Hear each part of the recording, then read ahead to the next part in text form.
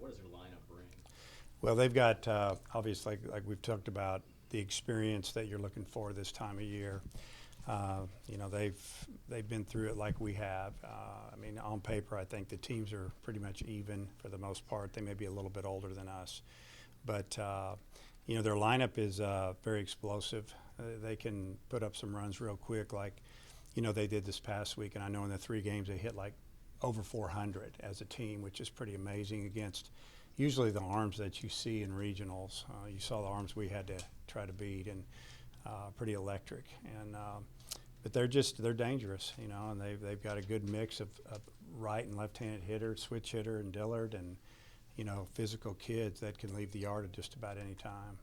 They've beaten you guys 10 of the last 14, won the last 2 series here. Do you think that gives them added confidence, or kind of how do you approach it? Because there aren't too many teams that have won series in here against you guys. Well, yeah, they've done really well against us, over the last 5 years, it seems like. So I'm sure it does give them confidence. But, like I'd say all the time, especially this time of year, it's really about us. My concern is us. How are we going to play? How are we going to pitch, field, hit, more than the other team? And if we do what we can do, we got a chance to win the series. Coach Isaiah Campbell, I guess, will be on the bump Saturday. Yeah, he'll pitch Saturday. How does it feel for you for a player like that to come back and have the kind of season that he's had for you? Well, it's obviously for Isaiah. It's he believed in himself. He bet on himself, and he came back and he bettered himself in the draft. He obviously was our ace and the leader of our pitching staff. For me personally, I'll be able to use his story down the road. Kids in our program see what he's done. Kids that we're recruiting. It's just been great to see. I'm happy for Isaiah. I'm happy for his parents because that was a big decision to turn down that money to come back. But like I said earlier, he believed in himself, and he wanted to be here. And not only has he gotten better and got drafted higher, has helped us, win. He's got his degree, and he's very young for his grade. He just turned, maybe 22 the other day, or I'm actually 21. I don't know, but he's a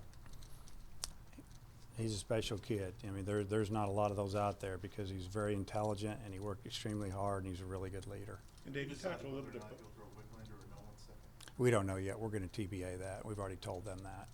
Hey, you talked a little bit about Nesbitt last week, but what do you thought of the season he's had for you guys?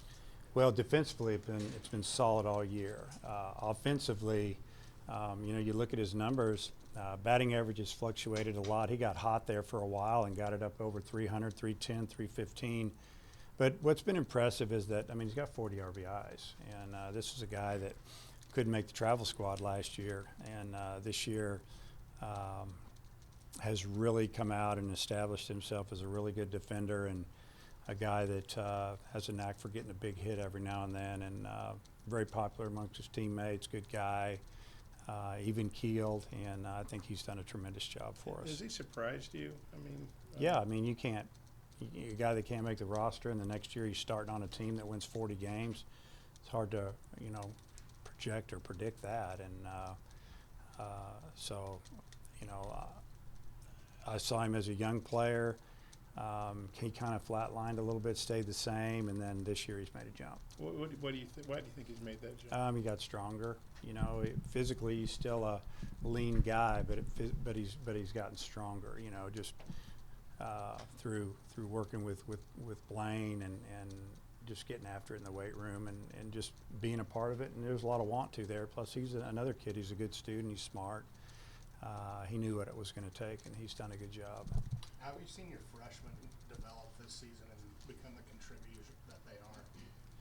Well, you can't get to this point without freshmen. You lose too many players every year. You've got to depend on a few of the guys to come in and play. You look over the years, you think about 2009, McCann, and, a couple other guys, Zach Cox, and you go to the next year, there's always a couple. There's the Eibners of the world, and on and on. But this year's group, it ended up being, a couple of pitchers that have done a good job for us, obviously, third baseman, an outfielder. I mean, you've got to have those guys. These guys are playing and contributing. You know, we don't ask the freshmen to come in and, you know, verbally lead us. We just want them to contribute, and that's what they've done.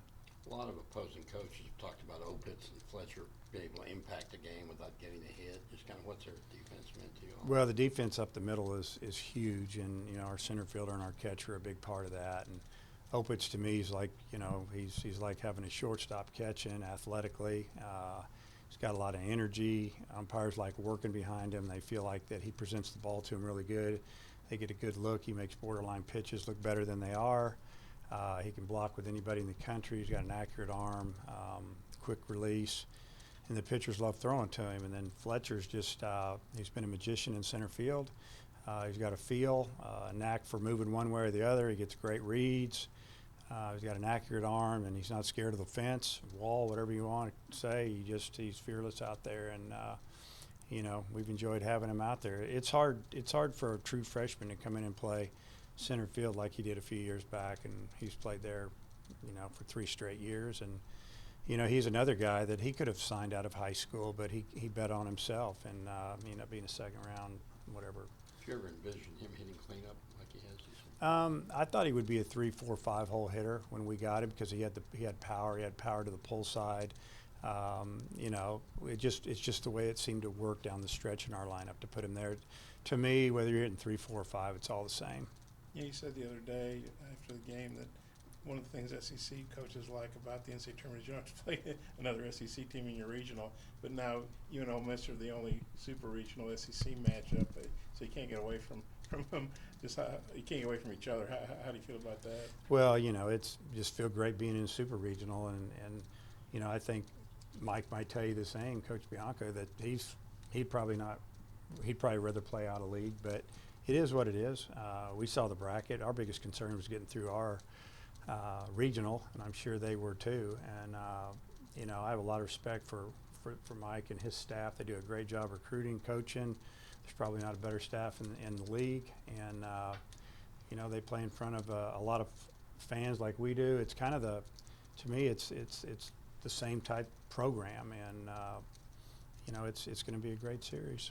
You guys are playing early games, especially at 11 a.m. How do you feel about that? Hey, you know, we've prepared for this. We've had to play early games, doubleheaders, late games. It doesn't matter at this time of the year to the players. I mean, there's 16 teams left. You know, if they tell us we got to play at 5 a.m., we'll play at 5 a.m. It doesn't matter. We just have to be ready mentally to go at 11 a.m. Is it weird to go from playing at 8:30 to 11 a.m. from game? I don't know. I don't think so. I think if it was the next day, it would be more of a tough situation. But we have time to build up for this, as does Ole Miss, and you just prepare for it mentally and get your guys up a little earlier and get acclimated and go at it. Coach Etheridge, Nikhazy, Hoagland, just going down the line, can't take a pitch off against his staff. No, really good. You know, Friday night starters, Saturday starters, Sunday starters. At this time of the year, it's all about, you know, do they still have their stuff? You know, guys start to wear down, and from what I've seen, those guys aren't. You know, Hoagland was a guy that they didn't think he might make it to school, and he shows up. Nikhazy, to me, he's the best freshman pitcher in the league, and I actually, you know, voted for him as freshman player of the year. He didn't get it. They gave it to Mississippi State's pitcher. That's the way I felt, because I've watched him against us. I've watched him against other teams. He pitches like he's 21 years old, 22 years old, and you know, it's just it's a tough staff.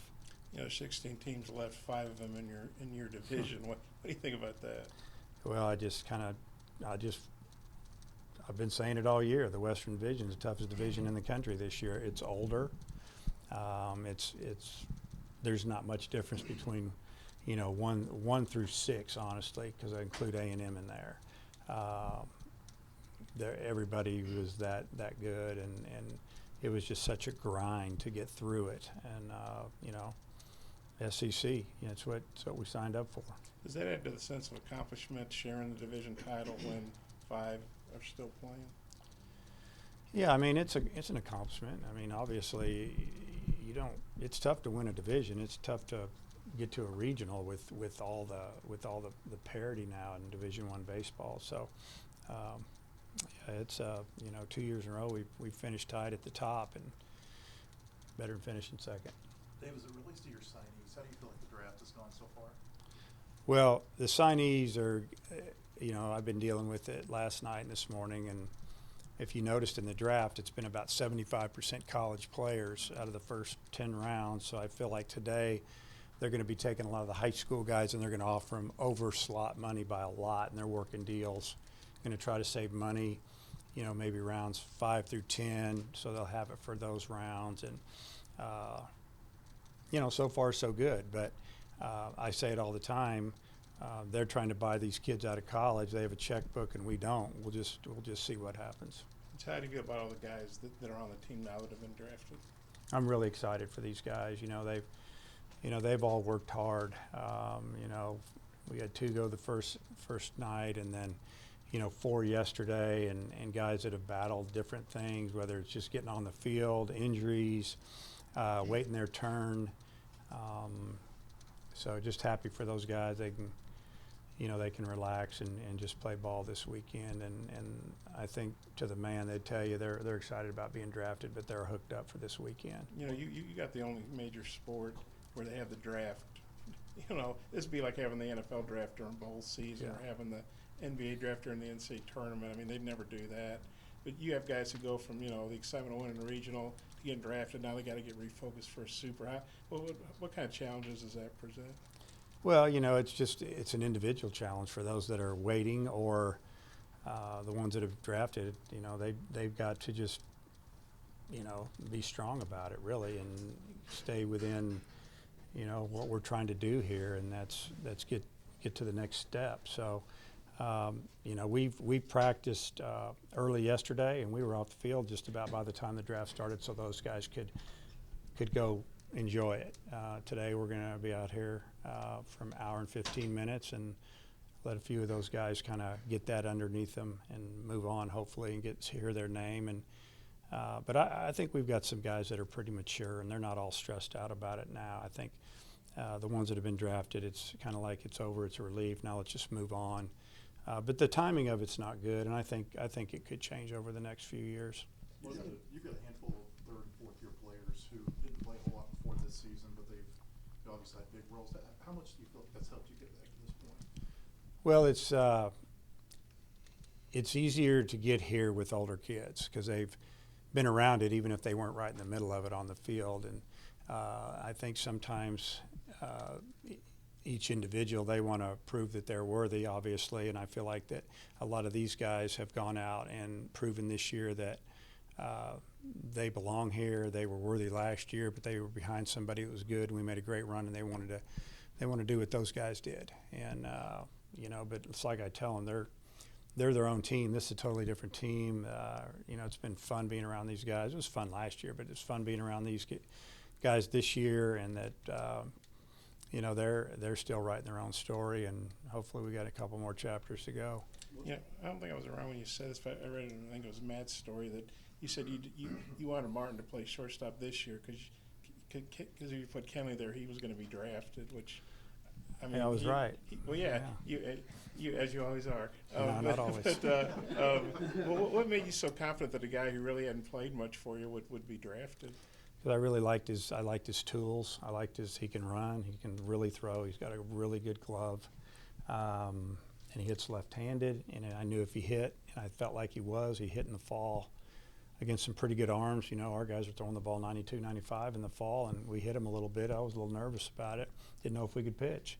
So, I just felt like that it was his draft year, and I know that infielders are, that can have all those type tools are hard to find, and he was ready. He wasn't ready as a freshman, and sophomore he didn't get enough opportunity, and then obviously he went out and did it this year. Did his he's hit 320, 10 home runs, 50 RBIs, like a lot of doubles. I mean, is numbers that good? Has that surprised you?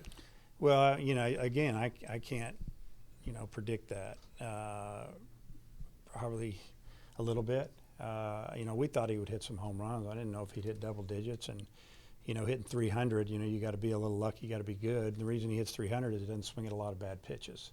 He's got a little more advanced strike zone discipline than some of the guys, but I'm not surprised by the success he's had for the whole year. What about Cody Scroggins? You know, the journey he's had going from infield to Tommy Johns and Yeah. now being drafted in the 9th round. It doesn't surprise me one bit. I can remember talking to Cody, and you can ask him about it. It was freshman year. We were doing some infield drills, and I just said, hey, you pitched in high school, and I saw you pitch. You threw the ball 90 miles an hour, right around 90 miles an hour. I said, we kind of like to pitch you a little bit. And he just said, I'll do whatever I got to do to get on the field. And he threw 20-pitch bullpen after that practice. Coach Jordan did it with